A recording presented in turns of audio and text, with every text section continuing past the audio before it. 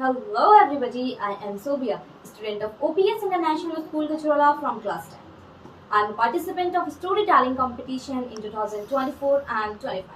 So I am going to telling a story, but my story in Hindi because मेरी कहानी मेरी भाषा। आइए चलिए शुरुआत करते हैं। एक बार की बात है, एक बहुत बड़े नेता एक साधु के आश्रम में गए क्योंकि उन्होंने उस साधु के बारे में बहुत सुना। उनके दिल में भी ख्याल आता है क्यों ना मैं भी एक बार जाकर देखता हूँ कि लोग उनकी इतनी तारीफ क्यों करते हैं। फिर क्या था, वे आश्रम में गए तो वहां जाकर देखते हैं एक छोटा सा कमरा, वहां पर नीचे कालीन बिछी हुई है, कुछ लोग बैठे हुए हैं और साधु के साथ सवाल जवाब चल रहा है। उनको आदत थी कि वो जहाँ पर भी जाते लोग उन्हें देखकर खड़े हो जाते, उनके आगे हाथ जोड़ते, सर झुकाते। लेकिन यहाँ पर ऐसा कुछ नहीं हुआ क्योंकि साधु किसी के सवाल का जवाब दे रहे थे। यहाँ पर नेता को लगता है कि शायद उनकी बेइज्जती हो, इसीलिए वह साधु की बात को बीच में काटते हुए ही बोलते हैं कि मुझे आपसे कुछ कहना है। साधु यहाँ पर बड़ी नरमी से जवाब देते हैं कि मैं पहले इनके सवाल का जवाब दे दूं, उसके बाद मैं आपसे बात करूँ। इतना ही था कि नेता को हल्का सा गुस्सा आ गया और वो कहने लगे, तुम जानते भी हो मैं कौन हूँ। यहाँ पर साधु बड़ी ही नरमी से जवाब देते हैं कि मुझे इससे कोई फर्क नहीं पड़ता कि आप कौन हैं।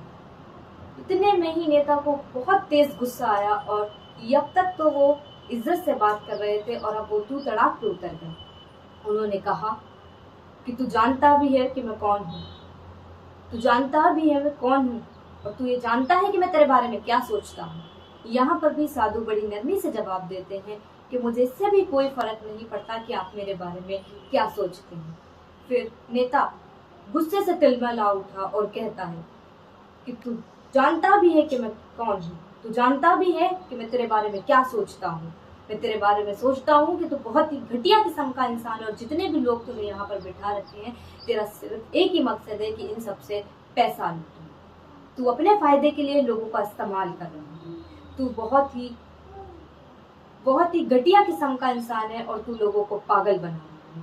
इतना सब सुनते भी साधु के चेहरे पे हल्की सी मुस्कान बनी रहती है और वो नेता की तरफ बहुत ही प्यार से देखते हैं। नेता उनकी तरफ देखकर कहते हैं, अब मैं यहाँ एक सेकंड भी नहीं रुकने वाला। यदि तुझे मुझसे अब भी माफी मांगनी है तो तू मांग सकता है। यहाँ साधु अपनी आंखें 2 पल के लिए बंद करते हैं और फिर से खोलते हैं और कहते हैं, श्रीमान, मुझे आपसे कोई गिला शिकवा नहीं है, मुझे आपसे कोई शिकायत नहीं है। मेरे दिल में आपके लिए कोई गलत ख्याल नहीं आया। आप वाकई एक बहुत अच्छे इंसान हैं। फिर क्या था, यह सुनते ही नेता का दिमाग 7वें आसमान पर, क्योंकि साधु ने भी वही कहा जो नेता को अक्सर लोग कहते थे। फिर क्या था, नेता खुशी खुशी अपने घर वापस आया और ये सारी बात अपने पिताजी को बताता है। उसके पिताजी ये पूरी बात बहुत ही शिद्दत से सुनते हैं और कहते हैं, बेटा तुम्हें क्या लगता है कि उन्होंने तुम्हारी तारीफ की? तुम्हें क्या लगता है कि उन्होंने तुम्हारी तारीफ की? नहीं, ऐसा नहीं है। उन्होंने वो कहा जो वो खुद है, उन्होंने वो नहीं कहा जो तुम हो, उन्होंने वो कहा जो वो खुद है।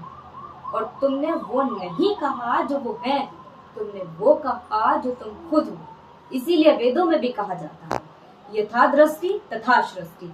ये दुनिया आपको वैसी नजर नहीं आती जैसी ये है, बल्कि ये दुनिया आपको वैसी नजर आती है जैसे आप इसके बारे में, जैसा आप इसको देखते हैं। ये दुनिया आपके नजरिए पर डिपेंड करती है, इसलिए अपनी नजर को बदलो। ये दुनिया वैसी ही नजर आएगी जैसी आपकी नजर है।